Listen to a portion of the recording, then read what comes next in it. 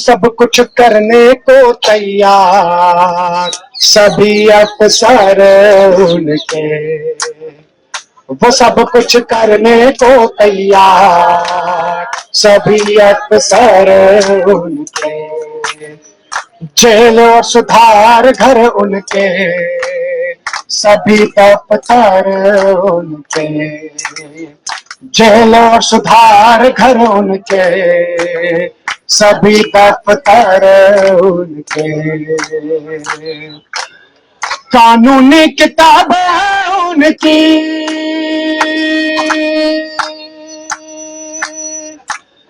कानूनी किताबें उनकी,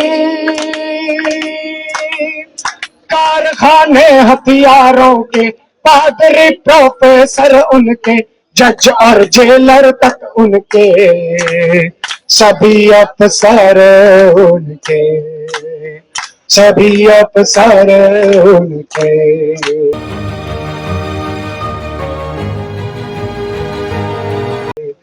जेल और सुधार घर उनके सभी दफ्तर उनके। ये जो पूरा प्रकरण हुआ नोएडा में मानेसर में, जो जबरदस्त आंदोलन चला, उसको बदनाम करने के लिए मीडिया ने जिस तरह का काम किया है उसको बयां करता हुआ ये एक स्टैंजा है कि आज अखबार, ज्यादातर अखबार किसके लिए है? पूंजी की सेवा में लगे हुए हैं और आम मेहनत कश आबादी के जो आंदोलन है उसको बदनाम करने का काम कर रहे हैं। अखबार छापे खाने,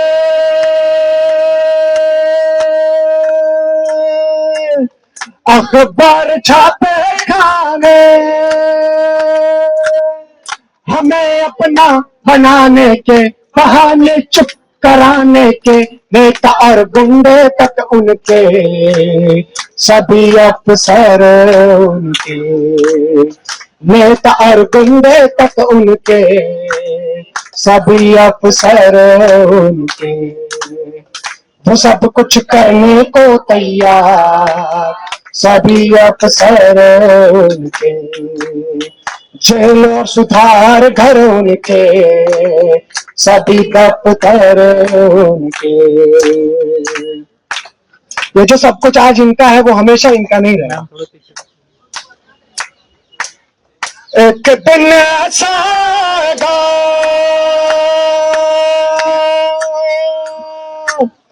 पैसा फिर काम न आएगा, भरा हथियार रह जाएगा और ये जल्दी ही होगा, ये ढांचा बदल जाएगा। एक दिन ऐसा आएगा पैसा फिर काम न आएगा, भरा हथियार रह जाएगा और ये जल्दी ही होगा, ये ढांचा बदल जाएगा, ये ढांचा बदल जाएगा, ये ढांचा बदल जाएगा, ये ढांचा बदल जाएगा, ये ढांचा बदल जाएगा। इनकलाब जिंदाबाद, जिंदाबाद, जिंदाबाद। मजदूर कार्यकर्ताओं को रिहा करो, रिहा करो, रिहा करो। मजदूर साथियों को भी रिहा करो, रिहा करो, रिहा करो। इस देश में पिछले 12 सालों से लगातार ही महंगाई, बेरोजगारी की वजह से जो आम जनता है वो पहले ही त्रस्त है, परेशान है। लेकिन जब से एलपीजी क्राइसिस शुरू हुआ उसके बाद से तो और भी ये संकट दोगुना तिगुना बढ़ गया। और इस संकट की सबसे ज्यादा मार किसने झेली? इस देश के मजदूरों ने, इस देश की मेहनत मशक्कत करने वाली आबादी ने। लेकिन जब यही लोग अपनी मांगों को लेकर, अपनी बेहद वाजिब मांगों को लेकर जब सड़कों पे उतरे, ये बात करते हुए कि आज 10 से 12 हजार में हमारा गुजारा नहीं हो रहा है, हमारे बच्चे आधा पेट खाना खा के रह रहे हैं, हम उनके सपनों को मार रहे हैं, उनकी पढ़ाई लिखाई नहीं करवा पा रहे हैं। जब ये बात करते हुए, अपनी वेतन बढ़ोतरी की बात करते हुए लोग सड़कों पे उतरे, तो उत्तर प्रदेश की पुलिस, हरियाणा की पुलिस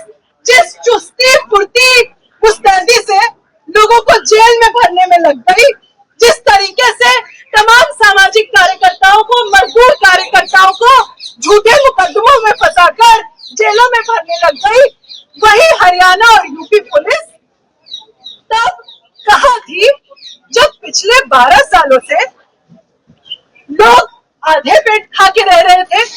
वही उत्तर प्रदेश और हरियाणा पुलिस तब कहाँ थी जब लोगों के बच्चे पढ़ नहीं पा रहे थे, जब उनके फैक्ट्रियों में मालिक उनके पैसे मार रहा था, किसी भी श्रम कानून को लागू नहीं करता था, डबल रेट से ओवरटाइम का भुगतान नहीं करता था, जब मजदूर ये शिकायत दिखाने जाते थे कि हमारा पैसा मार लिया गया है, तब यही पुलिस चैन की नींद सो रही होती थी।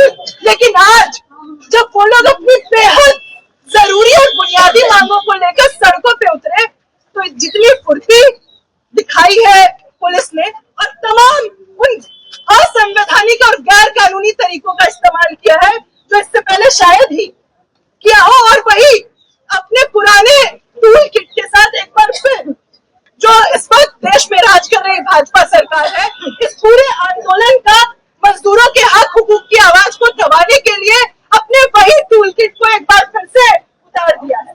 ये बात करते हैं कि इनको मजदूरों की बहुत चिंता है। अभी तमाम उत्तर प्रदेश के मुख्यमंत्री से लेके हरियाणा के मुख्यमंत्री से लेके डीजीपी आईजी तक बोल रहे हैं कि उनको मजदूरों की चिंता है, लेकिन 12 सालों से उनकी ये चिंता कहाँ थी जब सालाना कायदे से तो वेज इंक्रीमेंट होना चाहिए था? क्यों उनको सड़कों पे उतरना पड़ा? जब इनको इतनी चिंता थी तो हर साल ये महंगाई भत्ते के अनुसार उनके वेतन में बढ़ोतरी कर देते, लेकिन नहीं।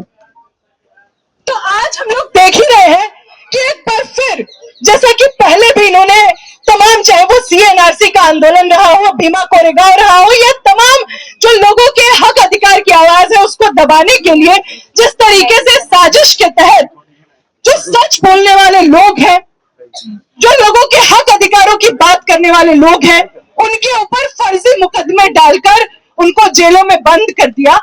और इस बार जो हुआ है वो तो शायद ही पहले हुआ हो कि जिस तरीके से लोगों को सिविल ड्रेस में यूपी पुलिस आके अगवा कर रही है, बिना किसी अरेस्ट मेमो के, बिना किसी सीजर मेमो के उनके सामान जब्त कर लिए जा रहे हैं, उन्हें हिरासत में ले लिया जा रहा है। यहाँ तक कि एफआईआर और कंप्लेंट की कॉपी तक हफ्ते हफ्ते नहीं दी जा रही है। जो वकील जाते हैं, जो जमानतदार जाते हैं, उनको कोर्ट के सामने से उठा लिया जाता है।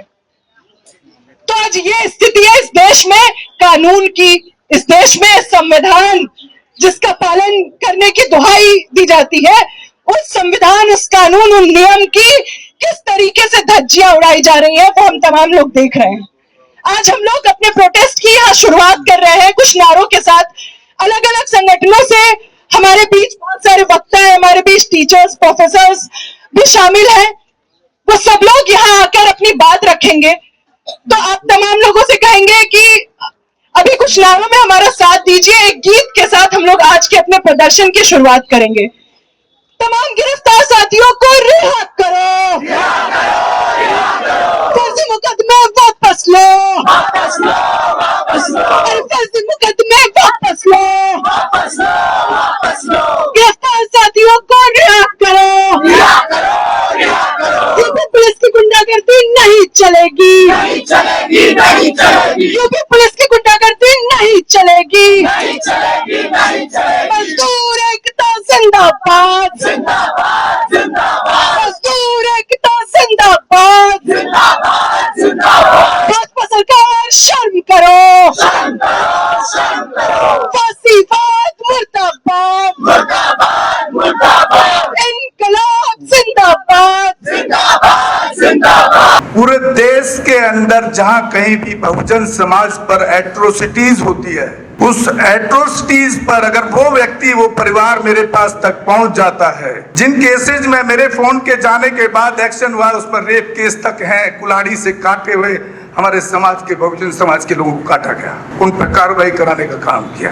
ऐसे सैकड़ों मनुवादियों को जेल भिजवा चुका हूं जो मेरे समाज पे, मेरी बहन बेटियों पर अत्याचार करते हैं। मेरे फिल्म प्रोडक्शन हाउस के अंदर अगर कोई आदमी इलेक्ट्रॉनिक मीडिया के अंदर जाना चाहता है या फिल्म लाइन में जाना चाहता है, उसको फ्री ऑफ कॉस्ट ट्रेनिंग में दे रहा हूं और देता रहूंगा। धर्म पढ़ाएंगे आपको, रामायण महाभारत गीता, बाइबल और कुरान। दोस्तों, आपको पढ़ना होगा भारत का संविधान। 1984 में काशीराम साहब को ज्वाइन किया मैंने, और उस टाइम मैं 9th क्लास में पढ़ता था। उनके उस रास्ते पे काम करता हूँ।